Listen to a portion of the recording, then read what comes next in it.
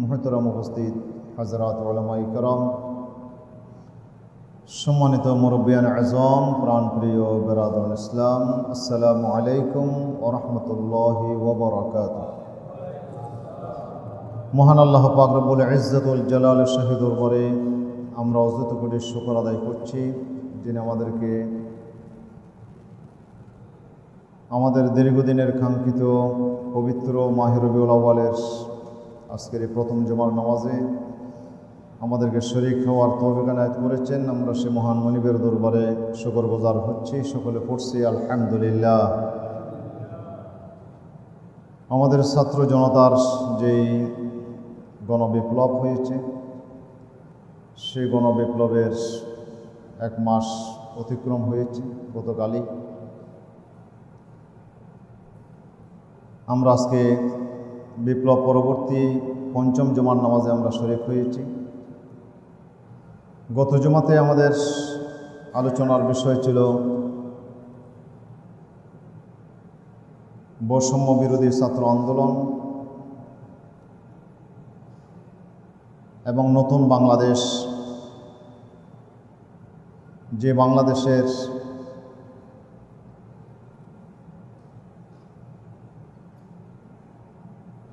চিত্র তাদের মনের ভিতরে ভেসে উঠেছে। একটি নতুন বাংলাদেশ বিনির্মাণের লক্ষ্যেই এই বৈষম্য বিরোধী ছাত্র আন্দোলন হয়েছে।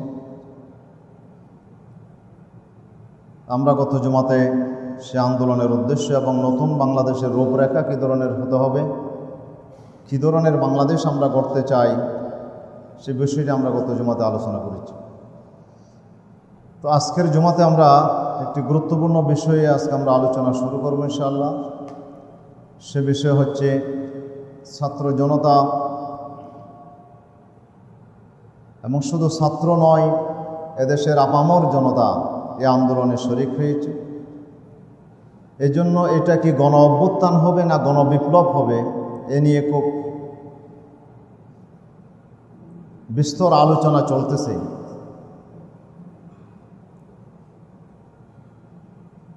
গবেষকদের, স্কলারদের মাঝে এ বিষয়ে আলোচনা চলছে। বাংলাদেশে যা হয়েছে এটা কি গণ অভ্যুত্থান হবে না গণবিপ্লব হবে।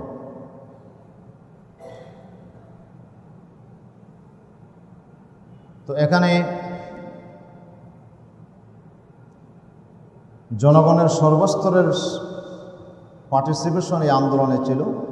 শুধু একটা গোষ্ঠীর বিষয় নয়, ছাত্রদের ডাকে সাড়া দিয়ে এদেশের কৃষক, শ্রমিক, ব্যবসায়ী, শিক্ষক, ছাত্র, এদেশের এমনকি নারী সমাজও, অমুসলিমেরাও এই আন্দোলনে শরীক হয়েছে। আমাদের মা বোনেরা বাচ্চা কুলে করে নিয়ে আন্দোলনে এসেছে। একজন বাবা তার ছেলেকে সাথে নিয়ে এসেছে।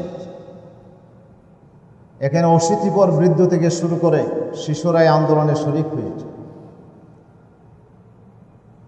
এই আন্দোলন এমনভাবে সাড়া জাগিয়েছে বাংলাদেশে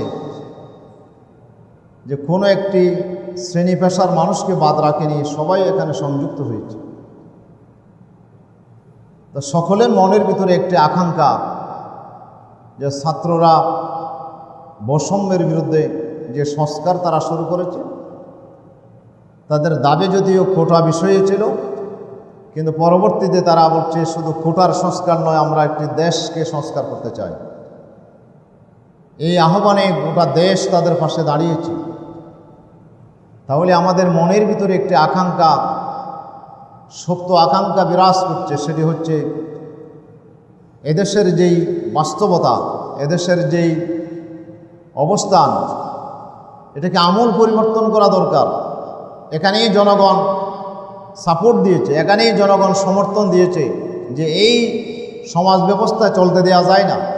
যে সমাজ ব্যবস্থায় মানুষের জীবনের নিরাপত্তা নাই, যে সমাজ ব্যবস্থায় মানুষের সম্পদের নিরাপত্তা নাই, যে সমাজ ব্যবস্থায় মানুষের ইজ্জতের নিরাপত্তা নাই।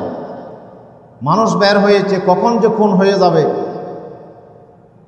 সে বলতেও পারে না, কখন যে সে গুম হয়ে যাবে, কখন তাকে সাদা পোশাকধারী এসে নিয়ে যাবে, এমন একটি আশঙ্কার ভিতরেই তো আমরা বিগত 16 বছর আমরা কাটিয়েছি। আশঙ্কার ভিতরে কাটিয়েছি আমরা। প্রিয় উপস্থিতি, আমাদের সম্পদের কোনো নিরাপত্তা ছিল না। যে অফিসে যাই সে অফিস বলে যে ওপেন সিক্রেট, যে টাকা না দিলে আপনার ফাইল চলবে না, টাকা না দিলে আপনার কাজ হবে না। প্রিয় উপস্থিতি, ঘুষ এবং দুর্নীতিতে গোটা জাতি আকণ্ঠ নিমজ্জিত হয়েছিল এবং প্রতিটা সড়কে যেভাবে চাঁদাবাজি চলছে, যেভাবে উন্নয়ন কর্মকাণ্ডে যেভাবে দুর্নীতির যে মহা উৎসব হয়েছে, এই বিষয়টি জনগণকে নাড়া দিয়েছে। এগুলো তো জনগণের সম্পদ, জনগণের কোটি কোটি টাকা, লক্ষ লক্ষ কোটি ডলার জনগণের পাচার হয়ে গেছে। ব্যাংকগুলোকে ফতুর করে দেওয়া হয়েছে, জনগণের সম্পদ এইভাবে লুটে পুটে খেয়ে খাওয়া হয়েছে। এক একটা প্রকল্পের নামে হাজার হাজার কোটি টাকার আপনার সেই দুর্নীতির মহা উৎসব চলেছে। কি এক আজব অবস্থা! শুধু একটা সেতুতে আপনার একটা ঠিকাদার পরিবর্তন করে 15 কোটি টাকা বছরে সেভ হয়। এটা এই সরকার আসার পরে তারা ঠিকাদার চেঞ্জ করে 15 কোটি টাকা সেভ হয়ে গেছে। কীভাবে যে আপনার লুটপাটের একটি মহা উৎসব গত 16 বছরে চলেছে, এটা জাতি হাড়ে হাড়ে টের পেয়েছে। এই জন্য জাতি সবাই এক যুগে এটা ঐক্যমত পোষণ করেছে, এইভাবে চলতে দেওয়া যায় না। একটা মানুষের সম্মানের নিরাপত্তা নাই, যে কোনো মুহূর্তে তাকে অ্যারেস্ট করে নিয়ে যাবে, তার বিরুদ্ধে কোনো ওয়ারেন্ট নাই, কোনো মামলা নাই, মামলাও নাই, ওয়ারেন্টও নাই, কোনো অপরাধ তার নাই। এরপরেও আমি আমার ইজ্জত নিয়ে এই সমাজে আমি চলাফেরা করতে পারি না, যে কোনো মুহূর্তেই আপনাকে নিয়ে যাবে। এই ধরনের তো একটা দেশ চলতে পারে না, যেই দেশে জীবনের নিরাপত্তা নাই, সম্পদের নিরাপত্তা নাই, ইজ্জতের নিরাপত্তা নাই এবং আমার মৌলিক চাহিদার পূরণের গ্যারান্টি নাই। যেই সমাজের মধ্যে আমি একটি ইজ্জত নিয়ে, আমার একটা পরিবার নিয়ে আমি সুন্দরভাবে চলাফেরা করতে পারবো না। যেভাবে মুদ্রাস্ফীতি শুরু হয়েছে, দ্রব্যমূল্য যেভাবে বাড়তেছে, যে মানুষ ভিক্ষা করে, এমন কিছু মানুষ আছে নিজের অভাবের কথা প্রকাশ করতেও পারে না, সইতেও পারে না। বিশেষ করে মধ্যবিত্ত শ্রেণীর লোকেরা এত কষ্টের ভিতরে ছিল যে ভাষায় প্রকাশ করা সম্ভব হচ্ছিল না। এমন একটি অবস্থা যে বেতন কখন যে বাড়ছিল 10-15 বছর আগে, এরপর আর বেতন বাড়ার খবর নাই, শুধু দ্রব্যমূল্য বাড়তেছে আর বাড়তেছে। এই সীমিত আয় দিয়ে কেমনে চলবে একটা লোক? তার পরিবার, তার অসুস্থতা, তার চিকিৎসা, তার বাজার, তার মেহমান, কত তার খরচ। কীভাবে যে মানুষ এই মৌলিক চাহিদার কোনো গ্যারান্টি যে সমাজ দিতে পারে না, এই সমাজ থাকা যায় না। এই সমাজকে ভেঙে চলে চোরমার করে এমন একটি সমাজ প্রতিষ্ঠা করতে হবে, যেখানে আমাদের জীবনের যে মৌলিক চাহিদা আছে, এই মৌলিক চাহিদার গ্যারান্টি যে সমাজ ব্যবস্থা দিতে পারে, যে সমাজ ব্যবস্থা আমার জীবনের নিরাপত্তার গ্যারান্টি দিতে পারে, যে সমাজ ব্যবস্থা আমার সম্পদ এবং ইজ্জতের নিরাপত্তার গ্যারান্টি দিতে পারে, সে ধরনের একটি সমাজ এই জাতি প্রতিষ্ঠা করতে চায়। সেজন্যই সর্বশ্রেণীর মানুষ আপনার ঐক্যবদ্ধ হয়ে এই আন্দোলনকে সমর্থন দিয়েছে, যার কারণে গোটা পৃথিবীর ইতিহাসে বিরল ঘটনা। পৃথিবীতে অনেক বড় বড় স্বৈরাচারের পতন হয়েছে, শুধু স্বৈরাচার একজন গিয়েছে, এর বাকিরা পালিয়ে যায় না। কিন্তু এটাই আপনার পৃথিবীর ইতিহাসে একটি বিরল ঘটনা, যে একসাথে শুধু একজন নয়, তাদের গোটা মন্ত্রী পরিষদ, গোটা পার্লামেন্ট, গোটা তাদের আপনার আনাসে কানাসে তাদের সর্বস্তরের নেতা পর্যন্ত গায়েব হয়ে গেছে। এরকম একটি অবস্থা এটা কেমনে হয়েছে? শুধুমাত্র এই অনাচারের কারণে, শুধুমাত্র এই অব্যবস্থাপনার কারণে আজকে এরকম একটি দুর্বিষহ পরিস্থিতির শিকার হতে হয়েছে। প্রিয় উপস্থিতি, আমরা কারো ভাগ্যে এরকম একটি অবস্থা আসুক, এটি আমরা কামনা করি না। এই জন্য আমরা চাই এই পরিস্থিতি যেন কারো জন্য না আসে, এরকম অবস্থায় যেন কারো জীবনে না আসে, কোনো দলের জন্য না আসে। আমরা এমন একটি বাংলাদেশ গড়তে চাই যে বাংলাদেশে আমরা গৌরবের সাথে আমরা পরিচয় দিতে পারবো, আমি একজন বাংলাদেশি, আমি বাংলাদেশের নাগরিক, আমি বাংলাদেশের গর্বিত নাগরিক হিসেবে আমি পৃথিবীর মানুষের কাছে আমি পরিচয় দিতে পারবো। এমন একটি বাংলাদেশ আমরা প্রতিষ্ঠা করতে চাই। সেজন্য এই বাংলাদেশের নতুন বাংলাদেশের রূপরেখা কী হবে সেটি আমরা গত জমাতে আলোচনা করেছি। তো আজকের জুমাতে আমরা যে বিষয়টি আলোচনা করতে চাই সেটি হচ্ছে এই যে সমাজের স্বপ্ন আমরা দেখি, এই সমাজটা প্রত্যেকেই তো আমরা চাই, কিন্তু কেমনে হবে? সবাই তো চাই আপনার সবাই চায় বিড়ালের গলায় ঘণ্টা বাঁধতে, কিন্তু কে বাঁধবে? ইঁদুরের তো কারো সাহস নাই, কে বাঁধবে? কিভাবে হবে? এই সমাজ ব্যবস্থা কেমনে প্রতিষ্ঠা হবে? আমরা তো স্বপ্ন দেখি, স্বপ্ন তো অনেকেই অনেক কিছু দেখে, কিন্তু আসলে কি বাস্তবে সেটি হয়? কিন্তু এটার বাস্তবতা না হলে তো আমরা কোটি কোটি মানুষ এমনি দুঃখে দুঃখে আমরা মরে যাব, আমরা এভাবে নিঃশেষ হয়ে যাব গোটা একটা জাতি, তা তো হতে পারে না। এই জাতির 18 কোটি মানুষের 36 কোটি হাত আছে, এই জাতির বিশাল এক ম্যান পাওয়ার আছে। আমরা এমনি নিঃশেষ হয়ে যাব না, এটি আজকে গোটা বিশ্বের কাছে আমরা প্রমাণ করে দিয়েছি। আমরা কোনো শক্তির সামনে আমরা মাথা নত করতে আমরা প্রস্তুত নয়, আলহামদুলিল্লাহ। জাতি আজকে সেটা প্রমাণ করেছে। কোনো আধিপত্যবাদের সামনে, কোনো জালিমের সামনে আমরা মাথা নত করবার জাতি নয়। আমরা করব না, করব না, করব না, এই মেসেজটা আমরা গোটা বিশ্বের কাছে আমরা পৌঁছে দিয়েছি। প্রিয় উপস্থিতি, সুতরাং আমরা একটি অদম্য জাতি, আমরা একটি অপ্রতিরোধ্য জাতি, আমরা এক বীর সাহসী জাতি, যারা পৃথিবীর ইতিহাসে এরকম একটি আপনার ইতিহাস রচনা করেছে। সেজন্য এখন আমাদের দরকার এই বাংলাদেশকে আমরা যদি গড়তে চাই, যেই বাংলাদেশে কোনো বৈষম্য থাকবে না, যেই বাংলাদেশে কোনো ধরনের জুলুম থাকবে না, শোষণ থাকবে না, প্রত্যেকেই তার মৌলিক চাহিদার গ্রান্টি পাবে, তার প্রত্যেকেই তার জীবন সম্পদ আর ইজ্জতের নিরাপত্তার গ্রান্টি পাবে, তার সব কিছু তার চাহিদা মতো সে পূরণ করতে পারবে। এমন একটি দেশ যদি আমরা করতে চাই, তাহলে আমাদের কি করতে হবে?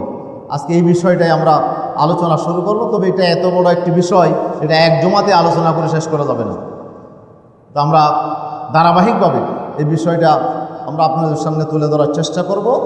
ওমা তৌফিক ইল্লা বিল্লাহ আলাইহি তাওয়াক্কালতু ওয়া ইলাইহি উনীব। এখানে আমার কোনো যোগ্যতা নাই, তবে আল্লাহ তাআলা যদি তৌফিক দান করেন, কিছু কথা আপনাদের খেদমতে এই বিষয়ে আমরা আরজ করার চেষ্টা করব ইনশাআল্লাহ। প্রিয় উপস্থিতি, আজকে আমরা যেই সমাজের স্বপ্ন দেখি, এরকম একটি সমাজ প্রতিষ্ঠা করেছিলেন আমাদের প্রিয় নবী, আখিরি জমানার নবী, মানবতার শ্রেষ্ঠ বন্ধু, বিশ্ব মানবতার মুক্তির অগ্র সেনানী প্রিয় নবী মুহাম্মদ রাসূলুল্লাহ সাল্লাল্লাহু আলাইহি ওয়াসাল্লাম। এখন থেকে 1500 বছর আগে তিনি গোটা বিশ্ববাসীর কাছে প্রমাণ করে দিয়েছেন একজন সফল ব্যক্তি হিসেবে। Who was the only one man ও সাকসেসফুল। তিনি একমাত্র ব্যক্তি যিনি সফলতা অর্জন করেছে পৃথিবীতে। যে আমাদের দেশে বলে গাছ রোপণ করতে পারবো, কিন্তু সারা রোপণ করে ফল খেতে পারবো, এটার কোনো গ্যারান্টি নাই। অনেকেই গাছ রোপণ করে কিন্তু ফল খেতে পারে না। ফল হয়তো তার বাচ্চারা খায়, ফল হয়তো তার নাতি নাতনিরা খায়, যে রোপণ করে সহজে সে ফল খেতে পারে না, এমন একটা বিষয়। কিন্তু আমার বিশ্বনবী মুহাম্মদ রাসূলুল্লাহ সাল্লাল্লাহু আলাইহি সাল্লাম, উনি জিরো থেকে ওনার আন্দোলন শুরু করেছিলেন, আর সে আন্দোলন পরিপূর্ণতার শীর্ষে তিনি পৌঁছে দিয়েছিলেন। আন্দোলনকে তিনি সফল করেছিলেন, একটি রাষ্ট্র তিনি কায়েম করেছিলেন। শুধু নয়, একটা জাতি তিনি গঠন করেছিলেন, যেই জাতি 1500 বছর পরেও পৃথিবীর মানুষের কাছে সেই আপনার সমাজের আপনার সেই প্রমাণ বহন করে এরকম একটি উন্নত নৈতিকতা সম্পন্ন একটি জাতি ওনার হাতে আল্লাহ তাআলা গড়েছিলেন। এই জন্য উনি শুধু ধর্মীয় দিক দিয়ে সফল কাম নয়, উনি রাজনৈতিক দিক দিয়েও তিনি সফল কাম। তিনি ছিলেন এমন একজন ব্যক্তি যার ভিতরে পাশ্চাত্য দার্শনিকরা বলছে যে তিনি এমন এক ব্যক্তি যিনি সিজারের মতো রাষ্ট্র ক্ষমতা লাভ করেছে, রাষ্ট্র নিয়ন্ত্রণ করেছে, আবার তিনি পুপের মতো ধর্মীয় আসনে বসে তিনি গোটা জাতির, গোটা বিশ্ববাসীর সেই ধর্মীয় চাহিদা তিনি পূরণ করেছে। সুবহানাল্লাহ। শুধু ধর্মনিরপেক্ষ তিনি ছিলেন না, শুধু ধর্মীয় ব্যক্তিগত ক্ষেত্রে ধর্মকে তিনি সীমাবদ্ধ রাখে নাই, তিনি ধর্মের পাশাপাশি তিনি রাষ্ট্র সমাজকে আপনার একটি কাঙ্ক্ষিত পরিবর্তন তিনি এনে দিয়েছিলেন। উনি ছিলেন নবী মুহাম্মদ রাসূলুল্লাহ সাল্লাল্লাহু আলাইহি ওয়াসাল্লাম। ওনার আগমন ঘটেছিল এই মাহে রবিউল আউয়ালের এই শুভক্ষণে। আমরা অধিকাংশ স্কলারদের মতে রবিউল আউয়াল মাসেই আল্লাহর রসুলের এই পৃথিবীতে সমাগমন হয়েছে। রসুল সাল্লাল্লাহু আলাইহি ওয়াসাল্লামের সে আগমনের মাসে রসুল সাল্লাল্লাহু আলাইহি ওয়াসাল্লাম কেন এসেছিলেন, আল্লাহ তাআলা কেন তাকে পাঠালেন? আল্লাহ তাআলা বলছেন, ওয়ামা আরসালনাকা ইল্লা রাহমাতাল লিল আলামিন। হে নবী, আমি আপনাকে পাঠিয়েছি গোটা বিশ্ববাসীর জন্য রহমত বানিয়ে পাঠিয়েছি। আলহামদুলিল্লাহ, রসুল সাল্লাল্লাহু আলাইহি ওয়াসাল্লাম ছিলেন গোটা বিশ্ববাসীর জন্য আশীর্বাদ, উনি ছিলেন রহমত, উনি ছিলেন দয়ার এক মহাসাগর। তিনি গোটা বিশ্ববাসীকে এমন একটা সমাজ ব্যবস্থা উপহার দিয়েছেন যে সমাজ ব্যবস্থা কায়েম হওয়ার কারণে পৃথিবীর মানুষ এমন শান্তি পেয়েছিল যে শান্তি ১৫০০ বছরের ইতিহাসে আর কোথাও খুঁজে পাওয়া যাবে না। প্রিয় উপস্থিতি, এই জন্য আল্লাহ রাসূল বলেছেন, ক্বালান নবী সাল্লাল্লাহু আলাইহি ওয়াসাল্লাম, খায়রুল কুরুনি করনি সুম্মাল্লাযিনা ইয়ালুনাহুম সুম্মাল্লাযিনা ইয়ালুনাহুম। হুজুর বলেছেন, পৃথিবীর সেরা যুগ হচ্ছে আমি রসুলের যুগ। আমার এই যুগ হচ্ছে সেরা যুগ, শ্রেষ্ঠ যুগ। এরপরে আমার যুগের পরে যে যুগ আসবে এটা হচ্ছে শ্রেষ্ঠ, এরপরে পরবর্তী যুগ হচ্ছে শ্রেষ্ঠ। এই তিনটা যুগকে রসুল সাল্লাল্লাহু আলাইহি সাল্লাম শ্রেষ্ঠ যুগ হিসেবে আল্লাহ রাসূল ঘোষণা দিয়েছেন। তাহলে পৃথিবীর সেরা যুগ, শ্রেষ্ঠ যুগ সেটা হচ্ছে নবী মুহাম্মদ রাসূলুল্লাহ সাল্লাল্লাহু আলাইহি সাল্লামের সেই প্রতিষ্ঠিত সমাজ ব্যবস্থার যুগ হচ্ছে এটাই পৃথিবীর সেরা যুগ। এজন্য রসুল সাল্লাল্লাহু আলাইহি সাল্লামের জীবন এটা ছিল আমাদের জন্য এক উত্তম আদর্শ। আল্লাহ তাআলা বলছেন, লাকাদ কানা লাকুম ফি রাসূলিল্লাহি উসওয়াতুন হাসানা। আমার রসুলের জীবনে তোমাদের জন্য রেখে দিয়েছি উত্তম এক আদর্শ, উত্তম এক নমুনা আমি তোমাদের জন্য রেখে দিয়েছি। আলহামদুলিল্লাহ। লিমান কানা ইয়ারজুল্লাহ ওয়াল ইয়াউমাল আখির ওয়া যাকারাল্লাহ কাসীরা। তবে সবাই আমার রসুলের কর্মকে, রসুলের এই আনিত কর্মপদ্ধতিকে সবাই গ্রহণ করবে না। কারা গ্রহণ করবে?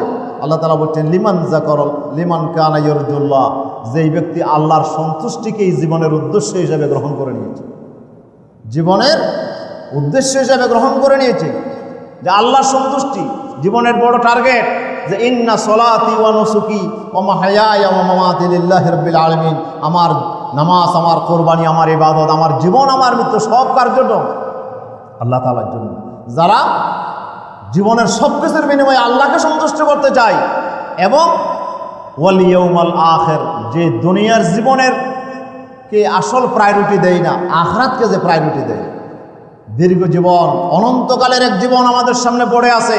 সে আখিরাতে যদি আমরা জাহান্নামের দাও দাও আগুন থেকে যদি আমরা বাঁচতে চাই এবং আমরা জাহান্নাম থেকে যদি আমরা নাজাত পেতে চাই, আমরা যদি জান্নাত লাভ করতে চাই, আল্লাহ তাআলা বলছেন তাহলেই তোমাদের দরকার ওয়া যাকারাল্লাহ কাসীরা। আরেকটা শর্ত হচ্ছে, যারা এই দুনিয়াতে পুরা জীবনকে যারা আল্লাহর জিকিরের মধ্যে নিয়ে আসতে চায়, শুধু তাহাজ্জুদের সময় নয়, শুধু মুরাকাবা মুশাহাদার সময় আল্লাহ জিকির করবে তা নয়, ব্যবসা করার সময় আল্লাহ জিকির করবে, রাজনীতির ময়দানে আল্লাহ জিকির করবে, সে লেনদেনের সময় আল্লাহ জিকির করবে, সাংস্কৃতিক অনুষ্ঠানের সময় আল্লাহর জিকির করবে, আল্লাহকে ভুলে যাবে না।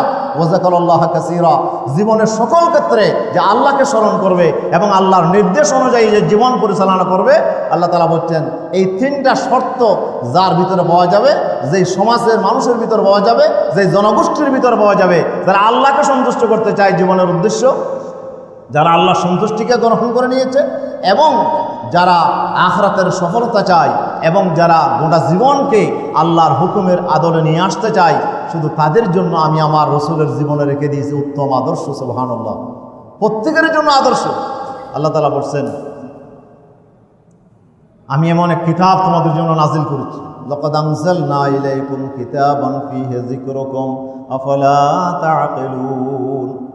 এই মানব জাতি, তোমাদের জন্য এমন এক কিতাব নাজিল করেছি, তোমাদের সকলের আলোচনা আমার কোরআনের ভিতর আছে। সুবহানাল্লাহ, সকলের আলোচনা কোরআনের ভিতর আছে। কোরআন সেটা কি? এটা হচ্ছে আমার রসুলের জীবনের চরিত্রের বাস্তব নমুনা, হচ্ছে 30 পারা কোরআন। মা সিদ্দিকাকে প্রশ্ন করা হয়েছে, ইয়া উম্মুল মুমিনিন কাইফা কানা খুলুক রাসূলিল্লাহি সাল্লাল্লাহু আলাইহি সাল্লাম, আল্লাহ রসুলের চরিত্রটা কেমন ছিল? তিনি পাল্টা প্রশ্ন করে বললেন, আলাস্তা তাকরাউল কোরআন, তুমি কি কোরআন শরীফ পড়ো না? তখন ওই লোকটা বলল, হ্যাঁ মা, আমি তো কোরআন শরীফ পড়ি। তখন মা আয়েশা সিদ্দিকা বললেন, কানা খুলুকুহুল কোরআন, শুনে রাখো কোরআন শরীফের শুরু থেকে শেষ পর্যন্ত যা পাবে এটাই হচ্ছে আমার রসুলের চরিত্রের সুস্পষ্ট বর্ণনা। সুবহানাল্লাহ। কোরআন হচ্ছে নবীর চরিত্রের বাস্তব নমুনা। নবীর চরিত্র জানতে চাও, কোরআন শরীফ খুলে পড়ো, শুরু থেকে শেষ পর্যন্ত যা পাবে সেটাই নবীর চরিত্র, সেটাই নবীর আখলাক। এই জন্য হযরত মা উম্মে সালমা রাদিয়াল্লাহু আনহা বলতেন যে কান্নাল কোরআন ইয়ামশি আলাল আরদে, আল্লাহ রসুল যখন জমিনে হাঁটতেন তখন আমাদের মনে হতো রসুল হাঁটতেছে না, একটা জীবন্ত কোরআন যেন হেঁটে চলছে, জমিনের উপর একটা কোরআন শরীফ হাঁটতেছে। সুবহানাল্লাহ। সেই কোরআন শরীফকে উনি হচ্ছে নবী মুহাম্মদ রাসূলুল্লাহ সাল্লাল্লাহু আলাইহি ওয়াসাল্লাম। ওনার জীবনের আগাগোড়াই হচ্ছে কোরআনের বাস্তব নমুনা। কোরআন যা বলেছে তা করেছে, কোরআন যা নিষেধ করেছে সেখান থেকে দূরে থাকছে, কোরআনের যা আপনার আদেশ এসে সবটা তিনি ফলো করেছে, একটা কাজও তিনি কোরআনের বাইরে করে নাই। জীবনের একটা কাজও, সেটা পরিবারের বিষয় হোক, সেটা সমাজের বিষয় হোক, সেটা যুদ্ধের বিষয় হোক, সেটা আপনার লেনদেনের বিষয় হোক, সেটা ইবাদত বন্দেগীর বিষয় হোক, জীবনে যা কাজ করেছেন সবটা তিনি কোরআনকে ফলো করেছেন। কোরআনের ডাইরেক্ট আপনার হেদায়েত অনুসারেই ওনার জীবনটা তিনি গঠন করেছেন। এই জন্য রসুল হচ্ছেন প্র্যাকটিক্যাল কোরআন, আর কোরআন শরীফ হচ্ছে থিওরিক্যাল কোরআন। এটা হচ্ছে কি একটা আপনার একটা থিওরি, একটা মতামত, আর এটাকে ফলো করেছেন নবী মুহাম্মদ রাসূলুল্লাহ সাল্লাল্লাহু আলাইহি সাল্লাম। এই জন্য নবীর জীবন আর কোরআন হচ্ছে একটার সাথে একটা লাগানো। নবীর জীবন ছাড়া কোরআন বোঝা সম্ভব নয়। এই জন্য একজন মুসলমানের উপরে ফরজ হচ্ছে তাকে অবশ্যই আল্লাহর কোরআনটা একবার শুরু থেকে শেষ পর্যন্ত তাকে জানতে হবে। আল্লাহ তাআলা কোরআনের ভিতরে তার জন্য কি হেদায়েত দিয়েছেন, একবার বুঝে অবশ্যই পড়তে হবে একজন মুসলমানকে। কিন্তু আমি তো বুঝে পড়া দূরের কথা, দেখে দেখেও তেলাওয়াত করার মতো যোগ্যতা আমার ভিতর নাই। তারপরও কিন্তু লম্বা লম্বা আমরা বক্তৃতা দিয়ে আর কথা বলি আমি খাঁটি মুসলমান। কিসের খাঁটি মুসলমান তুমি? কোরআন শরীফ পড়তে হবে, কোরআন শরীফ জানতে হবে, শুরু থেকে শেষ পর্যন্ত কোরআনকে বুঝে পড়তে হবে। আর বোঝার জন্যেই কোরআনের সাথে নবীর জীবনকে স্টাডি করতে হবে। তাহলে একটা কোরআনের তাফসির একজন মুসলমানের বাড়িতে থাকতে হবে, এবং একটা রসুলের জীবনী গ্রন্থ একজন মুসলমানের বাড়িতে থাকতে হবে। আমাদের কয়জনের বাড়িতে রসুলের জীবনী পাওয়া যায়? এখন রসুলের জীবনী কি আমাদের বাড়িতে আছে? কোরআনের তাফসির কি আমাদের বাড়িতে আছে? গত সরকারের আমলে তো এই 17টা বছর 16টা বছর তারা শুধু বলেছে যে জঙ্গিবাদ চিনতে চাও, মৌলবাদী চিনতে চাও, কোরআন যার বাড়িতে আছে তাফসির পাওয়া গেলে সে বড় জঙ্গি। আমাদের দেশে অস্ত্র পাওয়া গেলে তার কোনো সমস্যা নাই, কিন্তু কোরআনের তাফসির পাওয়া গেলে, ইসলামী সাহিত্য পাওয়া গেলে, নামাজ রোজার হাকিকত পাওয়া গেলে, বড় ইসলামী মনীষীর লেখা পাওয়া গেলে সে বড় জঙ্গি হয়ে যায়। তাকে আমার পুলিশ ভাইয়েরা জঙ্গিবাদী মামলায় তাকে অ্যারেস্ট করে তাকে জেলখানায় নিয়ে যায়, আর গোটা জাতিকে দেখায় কি উদ্ধার করেছি, বড় বিরাট জঙ্গি উদ্ধার করছি। জঙ্গির হাতে কি পাওয়া গেছে? এইরকম বইগুলো পাওয়া গেছে। কি এক আজব দেশে আমরা বাস করতাম, যে দেশে কোরআন শরীফ পড়াটা, যে দেশে নামাজ পড়াটা ছিল অপরাধ। ঢাকা ইউনিভার্সিটির ছাত্ররা বলছে, এক ছাত্র বলছে আমি 6 মাস নামাজ পড়েছি বাথরুমের ভিতরে, গোসলখানাতে নামাজ পড়েছি। কেন? মসজিদে যদি নামাজ পড়তে যাই আমাকে পাহারা দেওয়া হতো, গোড়া হলের মধ্যে পাহারা দেওয়া হতো কে ফজরে নামাজ পড়তে যায়, যে ফজরে নামাজ পড়তে যায় সে শিবির, সুতরাং তাকে হলে থাকতে দেওয়া হবে না, তার বিরুদ্ধে অ্যাকশন নেওয়া হবে। কি এক আজব অবস্থা। এখন জীবন বাঁচানোর জন্য বাথরুমে ঢুকেছি গোসলখানায়, আর সেখানে ইশারা করে সেখানেই নামাজ পড়েছি 6 মাস ফজরের নামাজ। কি এক অবস্থা। যেই দেশটা শতকরা 92% মুসলমানের দেশ, আর সেখানে নামাজ পড়ার অনুমতি নেই। নামাজ পড়লে সে জঙ্গি হয়, নামাজ পড়লে সে শিবির হয়, নামাজ পড়লে সে আপনার মৌলবাদী হয়ে যায়। এখন আমাদের পুলিশ ভাইয়েরা তো আলামত প্রকাশ, জঙ্গির আলামত কি বলে? জঙ্গির আলামত মুখে দাঁড়িয়ে থাকবে আর প্যান্টটা গোড়ালির উপরে থাকবে, এটা দেখলেই বোঝা যাবে সে জঙ্গি। অথচ দুটাই হচ্ছে রসুল পাকের সুন্নাহ। দাড়ি রাখাও রসুল পাকের সুন্নাত, আর গোড়ালির উপর কাপড় পরাও আল্লাহ নবীর সুন্নাহ। এই দুটো সুন্নতকে জঙ্গিবাদীদের আলামত আখ্যা দিয়ে এই দেশ এবং জাতিকে নবীর সুন্নত থেকে দূরে সরানোর গভীর ষড়যন্ত্র করা হয়েছে। আজকে সেজন্যই তাদের এই পরিণতি আছে। আজকে সেজন্য তাদের এই পরিণতি যে কালা মানিকের কথা আপনারা শুনছেন, বিচারপতি মানিক, তার যে দুর্দশা, এই চিত্র এটা আমরা কল্পনা করতে পারি নাই। সে 116 জন আলেমকে বিভিন্ন শ্রেণীর, কওমি বলেন, সুন্নি বলেন, আলিয়া বলেন, বিভিন্ন শ্রেণীর 116 জন আলেমকে জঙ্গি বানায়া সেই বিরাট একটা দস্তাবেজ সরকারের কাছে বলছিল যে এদেরকে আইনের কাঠগড়ায় আনো, এরা সবাই জঙ্গি। কি এক আজব অবস্থা। আল্লাহ তাআলা ছাড় দেয় কিন্তু ছেড়ে দেয় না। আল্লাহ কিভাবে অ্যাকশন নিয়েছে দেখো। গোটা এইরকম ষড়যন্ত্রে যারা যারা লিপ্ত হয়েছে আল্লাহ রাব্বুল আলামিন তাদের মুখোশকে আল্লাহ তাআলা উন্মোচন করে দিয়েছে। গোটা জাতির কাছে তাদের ফ্যানগুলো নিয়েছে, তাদের লাঞ্ছিত করেছে। প্রিয় উপস্থিতি, সুতরাং কোরআন হাদিসকে জঙ্গিবাদ আখ্যা দেয়া এর চাইতে চরম জুলুম আর কি হইতে পারে। প্রিয় হাজরিন, সেদিকে আমি যাচ্ছি না। রাসূল সাল্লাল্লাহু আলাইহি ওয়াসাল্লামের চরিত্র ছিল কোরআন শরীফের প্র্যাকটিক্যাল নমুনা। সেজন্য একজন মুসলমানের বাড়িতে কমাস কম একটা কোরআনের তাফসীর থাকতে হবে, আর একটা রাসূল পাকের জীবনী গ্রন্থ থাকতে হবে। যদি আমি এখন হাত তুলতে বলি কয়জনের বাড়িতে পাওয়া যাবে? কিন্তু আমরা সবাই খাঁটি মুসলমান। খাঁটি মুসলমান হইলে কেমনে তুমি কোরআনও জানো না, নবীর সিরাত জানো, নবীর জীবন জানো না কেন? কেমনে? আজকে যে শিক্ষা ব্যবস্থা, এই শিক্ষা ব্যবস্থায় আমাদেরকে এরকম একটি অবস্থানে নিয়ে আসছে। আমরা রবীন্দ্রসঙ্গীত পড়লে সে খাঁটি বাঙালি হয়, রবীন্দ্রসঙ্গীত পড়তে কোনো সমস্যা নাই, রবীন্দ্রনাথ ঠাকুরকে স্টাডি করলে কোনো সমস্যা নাই, বঙ্কিমচন্দ্রের বই পড়লে কোনো সমস্যা নাই। কিন্তু সমস্যা হলো নবীর জীবনী পড়লে, সমস্যা হচ্ছে কোরআন শরীফ পড়লে। সেজন্য আজকের জাতিকে রক্ত দিতে হয়েছে, জীবন দিতে হয়েছে।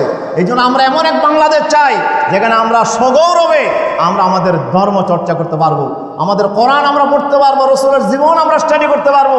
এরকম একটা বাংলাদেশ আমরা করতে চাই। প্রয়োজনে আমরা জীবন আরও দেব, রক্ত আরও দেব। আমরা যেই শহীদ হয়েছি, এই শাহাদতের মিছিল এখানেই শেষ নয়। প্রয়োজন আরও শত শত যুবক জীবন দেবে ইনশাআল্লাহ। যুবক তৈরি হয়েছে বাংলাদেশে, কিন্তু আমরা পিছনে সরে যাব না ইনশাআল্লাহ। এই প্রতিজ্ঞা আজকে আমাদেরকে নিতে হবে।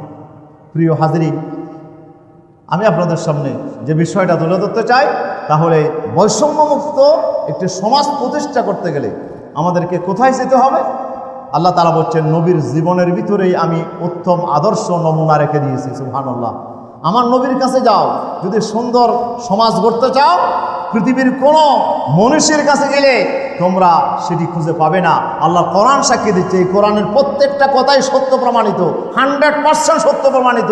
আমার আল্লাহর কথার মধ্যে কোনো মিথ্যা, কোনো লেশ মাত্র নাই। লা রাইবা ফিহি যালিকাল কিতাবু লা রাইবা ফিহি। এটি এমন এক কিতাব যে কিতাবের ভিতর কোনো মিথ্যার সংস্রব নাই, যেখানে কোনো সন্দেহের অবকাশ নাই। এই কিতাব, এখানে আল্লাহ তাআলা বলছেন, চাও সুন্দর একটা সমাজ গড়তে, সত্যিই চাও? যদি চাও, পৃথিবীর কোনো রাজনীতিবিদের কাছে পাওয়া যাবে না, পৃথিবীর কোনো মনীষীর কাছে তার সমাধান পাওয়া যাবে না। তার সমাধান পেতে হলে চলে যেতে হবে মদিনার সেই পয়গম্বর প্রিয় নবী মুহাম্মদ রাসূলুল্লাহ সাল্লাল্লাহু আলাইহি ওয়াসাল্লামের কাছে। তার কাছে যাও, তার জীবন আদর্শ তুমি স্টাডি করো। তার জীবনের ভিতরে রয়েছে কেমনে বৈষম্যমুক্ত একটি সমাজ প্রতিষ্ঠা করতে হয়, তার প্রত্যেকটা আপনার বিষয় হাতে কলমে তোমরা আমার নবীর জীবনে পাবে। আলহামদুলিল্লাহ। কেন? তাহলে নবীর জীবনটা হচ্ছে আমাদের জন্য মডেল, আমাদের জন্য আদর্শ। আসুন, এখন আমাদেরকে যদি আমরা এরকম একটি বৈষম্যমুক্ত সমাজ প্রতিষ্ঠা করতে চাই, তাহলে আমাদের কি করতে হবে? প্রথম, তাহলে 1 নম্বর করণীয় হচ্ছে কাকে ফলো করতে হবে? পৃথিবীর অন্য কোনো মনীষীকে ফলো করলে এটা পারা যাবে না। যেহেতু আমাদের দেশে এই যে মাইকেল এইচ হার্ট নামে একজন পাশ্চাত্য মনীষী দার্শনিক, সে 100 মানুষের জীবনী লিখেছে। সেখানে তাদের নবীর জীবনেও সেখানে আনছে, ঈসা আলাইহিস সালামের জীবনও আনছে। সে একজন খ্রিস্টান হওয়ার পরেও, সে একজন অমুসলিম হওয়ার পরেও আপনার অনেক বড় বড় দার্শনিকের জীবন সেখানে এনেছে। কিন্তু সেখানে 100 মানুষের জীবনী জোগাড় করে সে এখন বড় সমস্যায় পড়ছে। এখন বইটা আমি সম্পাদন করব কি করে? জীবনী তো জোগাড় করছি, কিন্তু বইটা তো সম্পাদন করতে হবে, লিখতে হবে। এখন কার জীবনীটা আগে লিখবো, এটা নিয়ে হলো বড় সমস্যা। অনেক গবেষণা করে সে সিদ্ধান্ত নিল যে একজন মাত্র ব্যক্তিকে 1 নম্বরে দেওয়া যায়। উনি হচ্ছে আরবের নবী, উনি হচ্ছেন মুহাম্মদ রাসূলুল্লাহ সাল্লাল্লাহু আলাইহি সাল্লাম। আজকের পাশ্চাত্য বিশ্ব এক বাক্যে স্বীকার করেছে যে রসুলের চাইতে শ্রেষ্ঠ, রসুলের চাইতে সফল আর কোনো ব্যক্তি পৃথিবীতে নাই, আসে নাই, আসবেও না। এমন একজন মহান ব্যক্তি আমার রসুল সাল্লাল্লাহু আলাইহি সাল্লাম। এই জন্য সে 100 মানুষ পাবে না এই শিক্ষা। বৈষম্যমুক্ত একটি সমাজ কেমনে প্রতিষ্ঠা করতে হবে, এটার ফর্মুলা যদি নিতে হয় আমার রসুলের কাছে যাইতে হবে, আমার রসুলের জীবনকে স্টাডি করতে হবে। এই জন্য রবিউল আউয়ালের কাছে আমাদেরকে যেই নবী আসছে এই নবীর কাছে আমাদেরকে ধর্ণা দিতে হবে। ইয়া রাসূলুল্লাহ সাল্লাল্লাহু আলাইহি সাল্লাম, আপনি আমাদেরকে জানিয়ে দেন যে কীভাবে আমরা একটি সুন্দর বাংলাদেশ আমরা করতে পারি। এই জন্য আসুন আমরা আমার নবীর জীবনকে আমরা ফলো করি, নবীর জীবনকে আমরা স্টাডি করি।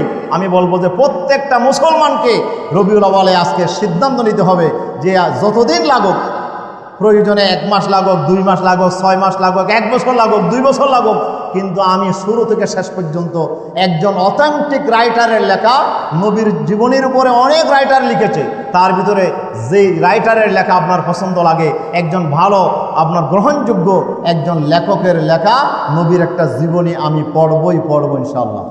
এটা কি আজকে ওয়াদা করা যায়? ওয়াজ তো অনেক শুনেছেন, ওয়াদা করা যাবে ইনশাআল্লাহ? কে কে পারবেন দেখি একটু? আল্লাহ আপনাদের হাতকে কবুল করুন, আমিন। আজকে আমরা সিদ্ধান্ত নেব যে আমি যেই ধর্মের, যেই বর্ণের, যেই দলের হই না কেন, আজকে আমাকে আপনাকে সিদ্ধান্ত নিতে হবে নবীর জীবন জানা ছাড়া, নবীর জীবনকে ফলো করা ছাড়া এই জীবনে শান্তি আসবে না। এই জন্য আমরা যদি বৈষম্যমুক্ত একটি সমাজ প্রতিষ্ঠা করতে চাই তাহলে এটার আদর্শ খুঁজে পাবো আমার রাসূলের জীবনের ভিতরে। সেই জন্য 1 নম্বর আমার করণীয় হবে নবীর জীবনী আমাকে আপনাকে জানতে হবে। কেন আপনি ফলানা হুজুর এটা বলছে, ফলানা দশানা হুজুর এটা বলছে, এইটা নিয়ে আপনি টানাটানি করবেন? আপনি পড়েন না, ওই হুজুর কি বলতেছে, এটা কি সত্য না মিথ্যা, এটা আপনি পড়েন। আপনি পড়ে সিদ্ধান্ত নেন যে হুজুরের কথা কি সত্য, পীর সাহেবের কথা কি সত্য না মিথ্যা, এটা আপনি আপনি সিদ্ধান্ত গ্রহণ করেন। আপনাকে কেন আপনাকে ধোঁকাবাজি করবে, কেন আপনাকে ধোঁকা দেবে? আরেকজনের কথা কেন আপনি বিভ্রান্ত? আপনি নিজে পড়েন। এটা বলবেন না যে হুজুর মনে হয় রাজনীতি করতেছে, খতিব সাহেব মনে হয় শুধু রাজনৈতিক কথা বলে। না না, আপনি পড়েন, আপনি কোরআন শরীফ পড়েন, আপনি নবীর জীবনী পড়েন, নবীর জীবনীর ভিতরে এই কথাগুলো আছে কিনা আপনি মিলাইয়া দেখেন। যদি না থাকে তাহলে আপনি বলেন যে আপনি যে বলেছেন কিন্তু রাসূলের জীবনে তো আমি পেলাম না, তাহলে সেদিন আমাকে বলবেন যে হুজুর আপনার কথা তো মিথ্যা। সেদিন আমি এই খতিবগিরি আমি থাকতে চাই না, আমি আলোচনা করতে চাই না, সেদিন আমি আলোচনার ময়দান থেকে আমি বিদায় নেব ইনশাআল্লাহ। কিন্তু আমাকে আপনাকে পড়তে হবে, নবীর জীবন স্টাডি করতে হবে। কার জীবন আপনি ফলো করবেন? এখন আমরা এক একজন এক এক নেতাকে আমরা পূজা করা শুরু করছি। নেতার মূর্তি বানা, নেতার ছবি টাকা, নেতার জীবনী পড়া, নেতাকে আমরা বলছি। সেই নেতাকে, নেতার চরিত্র কি সেটা কি তুমি জানো? সেই নেতার চরিত্রে কত আপনার বিশ্রী বিষয় আছে। ওই নেতার জীবন কি তোমার কাছে সব জানা আছে? উনি দিনের কি করতেন, রাতে কি করতেন, সব কি তুমি জানো? রাতের বেলায় কি করতেন আর দিনের বেলায় কি করতেন নেতা, এটা কি আপনি জানেন? আপনি জানেন না। উনি ওই হোটেলে গিয়ে ওই আপনার রাতের বেলায় আড্ডাখানায় গিয়ে কী করতেন আপনি কি জানেন? নেতার চরিত্র তো আপনার কাছে জানা নাই। কিন্তু আমার নবীর জীবন, ওনার 23 বছরের শুধু নয় 63 বছরের হায়াতের প্রতিটা বিষয় আল্লাহ তাআলা সংরক্ষণ করে রেখেছেন। রাসূল সাল্লাল্লাহু আলাইহি ওয়াসাল্লামের জীবন, দিনে যে যা করেছেন সেটাও উম্মতের সামনে আছে, রাতের বেলায় কি করেছেন 1 সেকেন্ড সময়ও আমার নবীর জীবন থেকে হারিয়ে যায় নাই। প্রত্যেকটা মুহূর্তের কর্মকাণ্ড আমার নবীর জীবনকে আল্লাহ তাআলা সংরক্ষণ করে রেখেছেন। আল্লাহু আকবার। নবীর জীবনকে শুধু জানার জন্য ইতিহাসের মধ্যে 6 লক্ষ লোকের জীবনী লেখা হয়েছে। কয় লাখ? 6 লাখ লোকের জীবনী লেখা হয়েছে। একে বলা হয় আসমাউর রিজাল। আমার নবীর সম্পর্কে যে যা বলেছে আগে তাকে স্টাডি করা হয়েছে। তুমি কেমন, লোকটা কেমন যে আমার নবী সম্পর্কে বলছে, রসুল মুস্কি হাসছে, রসুল এই কথা বলছে, আমি শুনছি ফলানা থেকে, আমি শুনছি ফলানা থেকে আমি শুনছি যে রসুল নাকি এই কাজ করেছে। বলতে তোমার কথা আমরা নেব না, তোমার আগে চরিত্র দেখবো, সুবহানাল্লাহ, তোমার জীবন আমরা দেখবো আগাগোড়া। এইভাবে আমার নবীর জীবনটাকে জানার জন্য ইতিহাসে 6 লক্ষ লোকের জীবনী লেখা হয়েছে এবং সেটা আপনার পুঙ্খানুপুঙ্খ পর্যালোচনা করে আমার নবীর জীবনীগুলোকে জমা করা হয়েছে। নবীর জীবনকে উম্মতের সামনে পেশ করা হয়েছে। আপনি ফলো করতে পারেন। বর্তমান সময়ের সারা জাগানো আর রহিকুল মাকতুম মুবারক আলী সফিউর রহমান মুবারকপুরি রহমতুল্লাহ আলাই, ওনার লেখা আর রহিকুল মাকতুম নবীর জীবনী। এভাবে আপনার কবি গোলাম মুস্তাফা রচিত বিশ্বনবী, এভাবে সিরত ইবনে হিশাম, এভাবে অনেক সিরাত গ্রন্থ, সিরাত সরওয়ারে আলম, সিরাত সৈয়দুল মুরসালিন, অনেক সিরাত গ্রন্থ আপনি পাবেন। রসুলের সিরাত আপনি পড়েন, রসুলের জীবন আপনি পড়েন, আপনার ঘরে বরকত আসবে ইনশাআল্লাহ, আপনার ঘরে রহমত নাজিল হবে। কিন্তু আমার নবী ছিলেন আগাগোড়াই রহমত, সুবহানাল্লাহ। আমার নবীকে আপনি পড়বেন, নবীর জীবন আপনি স্টাডি করবেন, আপনার ঘরে অসুখ থাকবে না, আপনার ঘরে সমস্যা থাকবে না, আপনার ঘরে আপনার কোনো ধরনের সমস্যা আপনাকে পড়তে হবে না। হযরত আল্লামা আশরাফ আলী থানভী রহমতুল্লাহ আলাইহি উনি আল্লাহ রসুলের একটা জীবনী গ্রন্থ লিখেছেন, তার নাম হচ্ছে নশরুত তিব ফি যিকরিন নবীল হাবিব।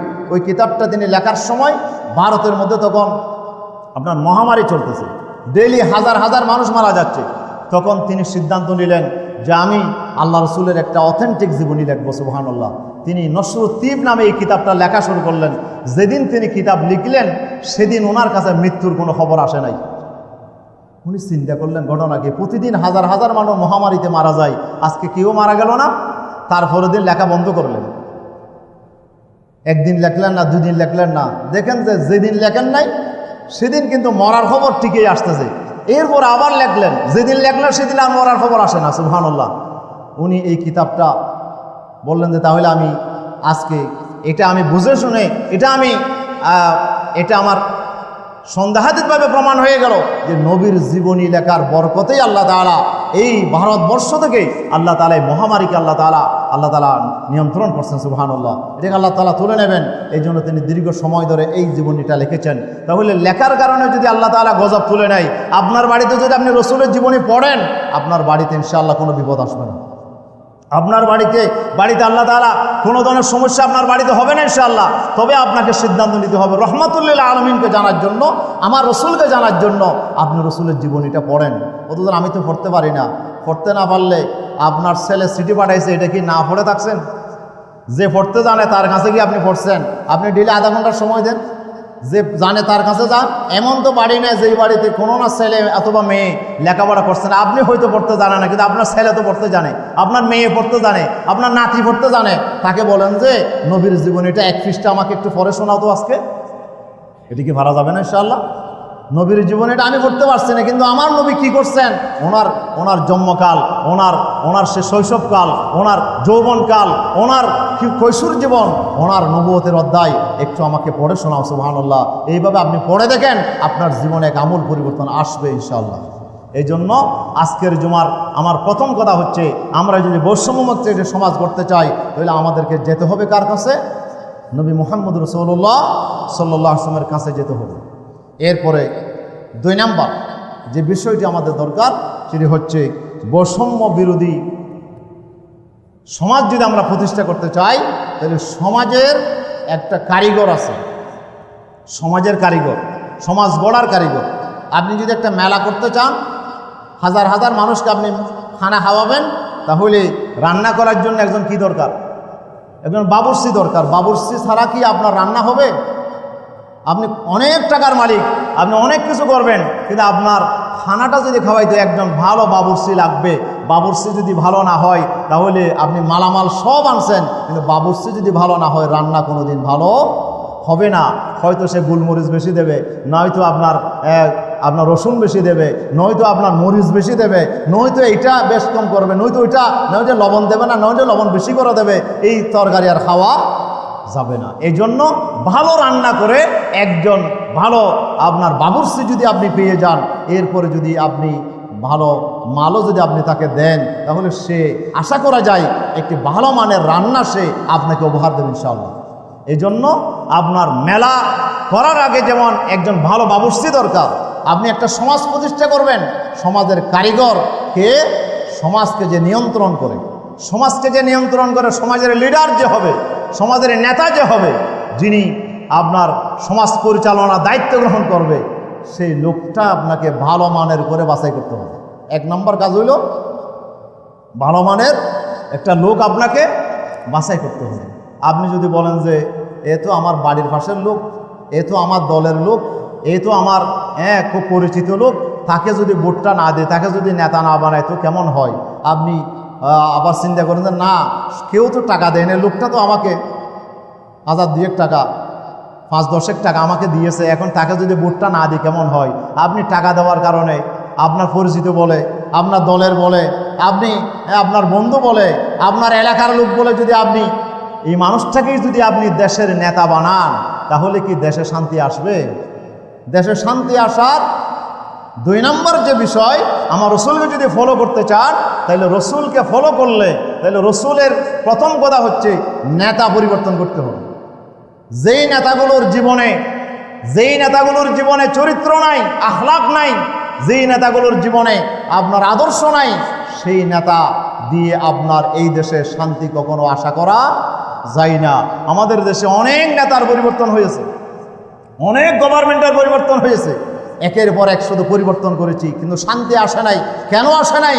যেহেতু যাদেরকে আমরা বসাইছিলাম ওরা কিন্তু একটাও এই রকমের আমাদের আশা আকাঙ্ক্ষা পূরণ করার মতো চরিত্র তাদের ভিতর ছিল না।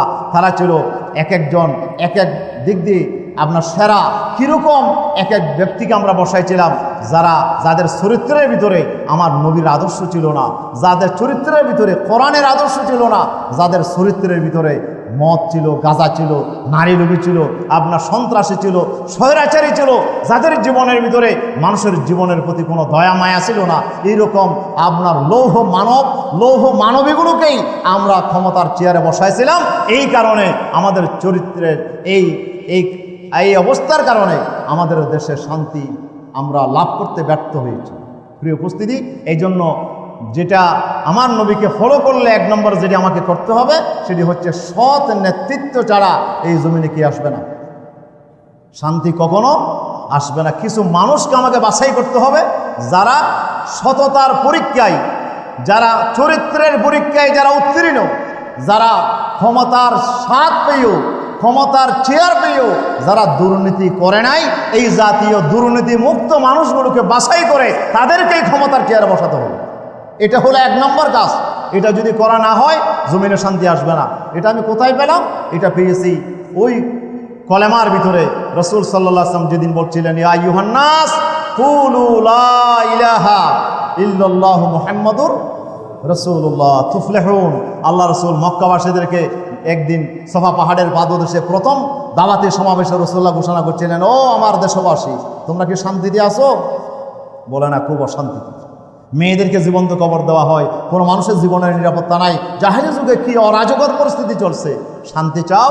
যদি চাও তাহলে একটা কথায় একমত হও যে আমি তোমাদেরকে বলছি লা ইলাহা ইল্লাল্লাহু মুহাম্মাদুর রাসূলুল্লাহ সাল্লাল্লাহু আলাইহি ওয়াসাল্লাম। এই কথার ঘোষণা দাও, এটাকে মেনে নাও, এটাকে গ্রহণ করে নাও, তুফলিহুন, তোমরা সফল কাম হবে। রাসূল সাল্লাল্লাহু আলাইহি ওয়াসাল্লাম যেই ফর্মুলা দিয়েছেন সেই ফর্মুলা হচ্ছে কিছু ভালো মানুষকে আপনার ক্ষমতায় বসাতে হবে। এটা কোথায়? এটা হচ্ছে মুহাম্মাদুর রাসূলুল্লাহ। মুহাম্মদ সাল্লাল্লাহু আলাইহি ওয়াসাল্লামকে রসুল মানতে হবে। রসুল মানে কি? রসুল মানে মসজিদের ইমাম। রসুল মানে মসজিদের ইমাম না, না। আল্লাহ বলছে ওমা আরসালনা মির রাসূলিন ইল্লা লিইউতাআ বিইজনিল্লাহ, সূরা নিসাতে। ওমা আরসালনা মির রাসূলিন ইল্লা লিইউতাআ বিইজনিল্লাহ। আমি যত রসুল জমিনে পাঠিয়েছি সবাইকে এই জন্য পাঠিয়েছি যেন লোকেরা তাদের অনুসরণ করে, লোকেরা যেন তাদেরকে মেনে চলে। রসুলকে আমি নেতা হিসাবে, লিডার হিসেবে পাঠিয়েছি। সুবহানাল্লাহ। সূরাতুল আম্বিয়াতে আল্লাহ তাআলা বলছেন ওয়াজআলনাহুম আইম্মাতান ইয়াহদুনা বিআমরিনা। আমি সমস্ত পয়গম্বরদেরকে ইমাম বানিয়েছি, নেতা বানিয়েছি, লিডার বানিয়েছি। ইয়াহদুনা বিআমরিনা, তারা আমি আল্লাহর দেখানো পথেই তারা মানুষকে গাইড করে পরিচালনা করে। তাহলে নবীরা কেউ মুক্ত দিছিল না, নবীরা ছিল ইমাম। শুধু মসজিদের ইমাম ছিল না। আমরা তো ইমামকে শুধু চিনি মসজিদের ভিতরে, মসজিদের বাইরে যিনি আপনার নেতা উনিও ইমাম। রসুল শুধু মসজিদের ইমাম ছিলেন না, উনি শুধু মসজিদে নববীর ইমাম ছিলেন না, উনি ছিলেন মদিনার বিশাল রাষ্ট্রেরও তিনি ইমাম ছিলেন। রসুল সাল্লাল্লাহু আলাইহি সাল্লাম এমন একজন নেতৃত্ব দুনিয়াবাসীকে উপহার দিয়েছেন। আল্লাহ রসুল শুধু মসজিদের ইমাম ছিলেন না, তিনি রাষ্ট্রপ্রধান ছিলেন, তিনি আবার সেনাপ্রধান ছিলেন। আল্লাহ রসুলের নেতৃত্বে 27টা যুদ্ধে আল্লাহ রসুল সেনাপ্রধান হিসেবে দায়িত্ব পালন করেছেন। 27টা যুদ্ধ আর 56টা যুদ্ধ সাহাবীদের নেতৃত্বে রসুল্লাহ করেছেন এবং সেখানেও রসুল্লাহ গাইড করেছেন নেতা হিসাবে। তাহলে এই যে 83টা মতো যুদ্ধ 10 বছরের ভিতরে আমার রসুল করেছেন, এই যুদ্ধের সেনাপতির দায়িত্ব পালন করেছেন মুহাম্মদ রাসূলুল্লাহ সাল্লাল্লাহু আলাইহি সাল্লাম। আল্লাহ রসুলকে মদিনার মানুষগুলো শুধু মসজিদের ইমাম হিসেবে গ্রহণ করে নাই, ওনারা আমার রসুলকে জীবনের সকল ক্ষেত্রে ইমাম হিসেবে গ্রহণ করেছেন। ওনাকে রাষ্ট্রের ইমাম বানালেন, ওনাকে বিচারক বানালেন। উনি মদিনার প্রধান বিচারপতি, আমার রসুল বিচার করবেন, সেখানে আবার একজন এসে কেউ কিছু করবে? এই ক্ষমতা কারো আছে? এক মুসলমান এসে বলল যে আমি রসুলের বিচার মানি না। ওমরের কাছে আসছে, ওমর, ইহুদির সাথে আমার ঝগড়া হয়েছে, ইহুদি এখন এই বিচারটা রসুলের কাছে গেছিলাম, কিন্তু ওনার বিচারটা আমার মনোভূত হয় নাই, এখন আপনার কাছে আসছি। রসুল জিজ্ঞেস করলেন, ইহুদিকে জিজ্ঞেস করেন ঘটনা কি? বলে হ্যাঁ ঘটনা সত্য, যে ও তো তোমাদের নবীর বিচার মানে না, এখন আমি কি করব? তো যা করার হবে, একজন আপনার কাছে আসছে। উমর বলে ঠিক আছে, তোমার বিচার আমি এক্ষুনি করে দিচ্ছি। উমর বাড়ির ভিতর থেকে তলোয়ার নিয়ে আসলেন, তলোয়ার নিয়ে এসে এক আঘাতেই তার কল্লা উড়াইয়া দিলেন। বলে যে নবীর বিচার যে মানে না, তার বিচার হলে এরকম। পৃথিবীর একমাত্র বিচার, বিচার রায় ঘোষণার আগে কার্যকর। অথবা তোমার রায় ঘোষণা করে না, রায় ঘোষণা করছে পরে, কিন্তু আগে বিচার কি করে ফেলেছে? কার্যকর করে ফেলেছে। কল্লা উড়াইয়া দেওয়ার পরে বলছে যে নবীর বিচার যে মানে না, তার বিচার এরকম। তার আত্মীয় স্বজন সবাই এসে আমার নবীর কাছে এসে বলে যে ওমর তো একজন মুসলমান হত্যা করছে, আমরা ওমরের বিচার চাই।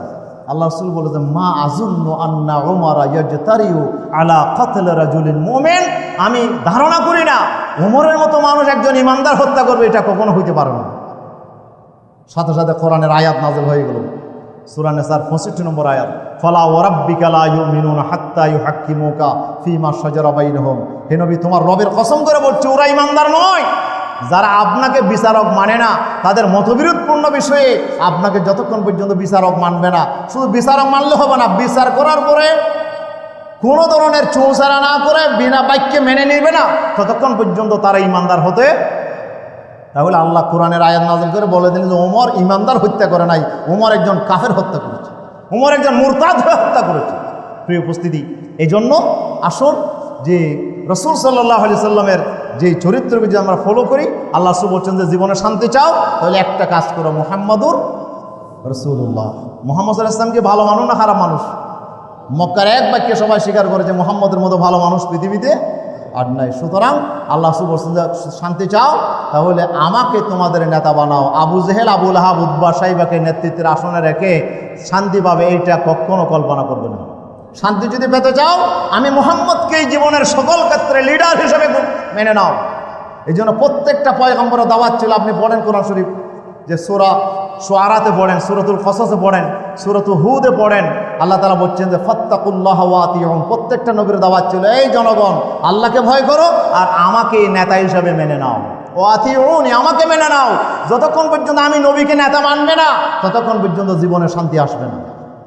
এই জন্য আমাদের জীবনের নেতা হবে মুহাম্মাদুর রাসূলুল্লাহ সাল্লাল্লাহু আলাইহি ওয়াসাল্লাম। শুধু তিনি আমার মসজিদের নেতা নয়, তিনি জীবনের সকল ক্ষেত্রে আমার লিডার, আমার নেতা, মহামানব সাল্লাল্লাহু আলাইহি ওয়াসাল্লাম। প্রিয় উপস্থিতি, তাহলে রসুলের মতো ভালো মানুষগুলোকে জীবনের সকল ক্ষেত্রে নেতা বানাতে হবে। নেতা কে হবে? রসুলকে যে ফলো করে। কে ফলো করে? আবু জেহেল না আবু বকর? আবু বকর। সেই জন্য আল্লাহ রসুলের মদিনার ইসলামের রাষ্ট্রে আবু জেহেল, আবু লাহাব, আব্দুল্লাহ বিন উবাইকে নেতা বানায় নাই। আল্লাহ রসুল নেতা হিসেবে বসাইছিলেন রসুলের পরে আবু বকরকে, ওমরকে, ওসমানকে, আলীকে, যারা আমার রসুলকে ফলো করেছেন, যারা জীবনের সকল ক্ষেত্রে নবীকে অনুসরণ করেছেন। এই ভালো ভালো মানুষগুলোকে যখন সমাজের নেতা বানালেন, তখনই জীবনে শান্তি আসলো। এই জন্য এমন একটা দলকে বা এমন কিছু মানুষকে আমাদের ক্ষমতার চেয়ারে বসাতে হবে যাদের ভিতরে দুর্নীতি নাই, যাদের ভিতরে চরিত্রের ভিতরে সততা নাই, যাদের ভিতরে একটি সুন্দর চরিত্র বিদ্যমান, যারা নবীর আদর্শকে ফলো করে। এই জাতের মানুষগুলোকে যদি আমরা নেতৃত্বের আসনে বসাইতে পারি, তাহলে আমাদের দেশে কি আসবে? শান্তি আসবে। বৈষম্যমুক্ত একটি সমাজ যে প্রতিষ্ঠার যে আমরা স্বপ্ন দেখি, এই স্বপ্ন আমাদের বাস্তবায়িত হবে ইনশাআল্লাহ। তবে এটার জন্য প্রথম করণীয় হচ্ছে আমাদেরকে বৈষম্য বিরোধী সৎ নেতৃত্ব আমাদেরকে প্রতিষ্ঠা করতে হবে।